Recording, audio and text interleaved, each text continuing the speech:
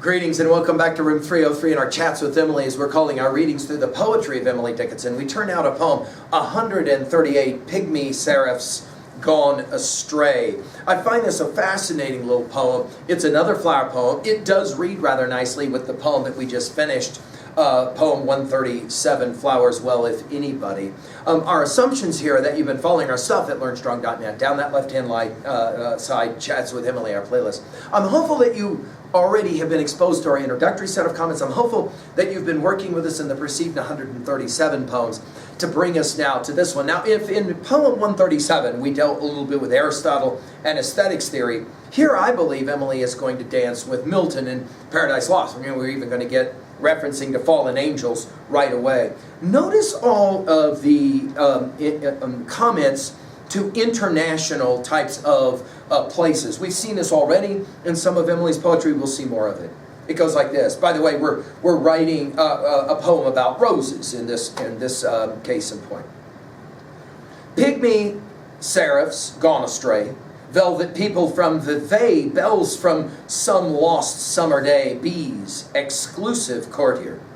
Paris could not lay the fold, belted down with emerald. Venice could not show a cheek of a tent so lustrous meek.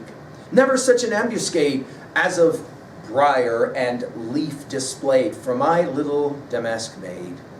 I had rather wear her grace than an earl's distinguished face. I had rather dwell like her than be Duke of Exeter, royalty enough for me to subdue the bumblebee. Now, I've said this in earlier lectures, I'll come back to it. It seems that Emily is constantly in the uncertainty of comparisons. She isn't always completely clear how she feels about those who she lives around, who are educated, who have traveled, and the like. And for her, that word from poem 137, simple, is going to be one of her words. Notice right away it's Pigmy seraphs, the angels. We'll see seraphs in, we've already seen it in poem 44, and then 9 more times in 9 more poems we'll see seraphs. Pygmy seraphs, but then there's this gone astray, and this must take us obviously to Milton and Paradise Lost. Velvet people, I find velvet fascinating. I'm sorry, earlier I said poem 44 for seraphs, I apologize. Velvet, poem 44, 214 for velvet is the only other use of this. And obviously there's a cultural reference here as well. Velvet people from Vevey, that is to say at Lake Geneva. Bells, and that's a significant word because we're going to get the dukes here in a bit. Bells from some lost summer day.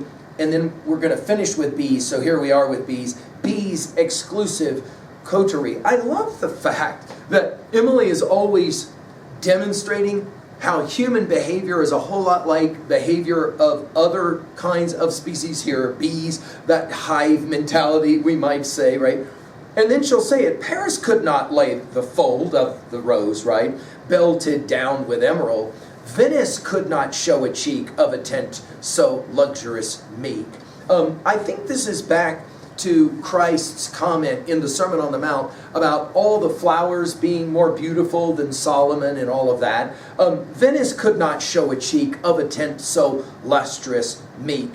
In other words, a rose is far more compelling than any kind of contrived beauty as it might relate to Paris or Venice. Never such an ambuscade as of briar and leaf displayed for my little damask maid, and then obviously we've got the idea that this is a rose. By the way, in poem 163 and 173, we'll come back to that word damask again.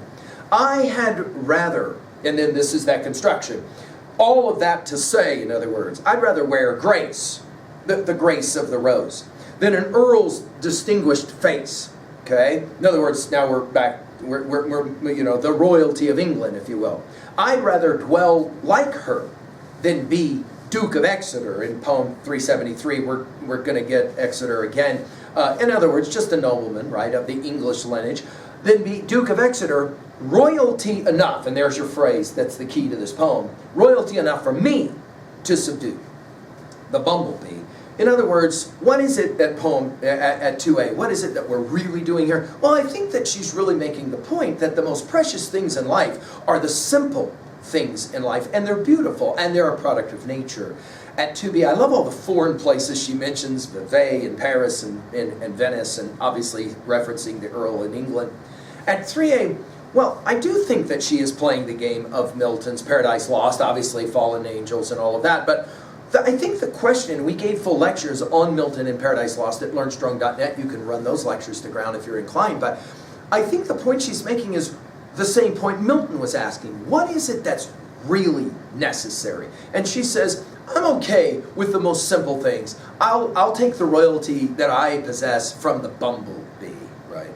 Finally, in 3b, what was a time in your life that you realized the simple things in life are really all that matters? What was a time when a bumblebee taught you something?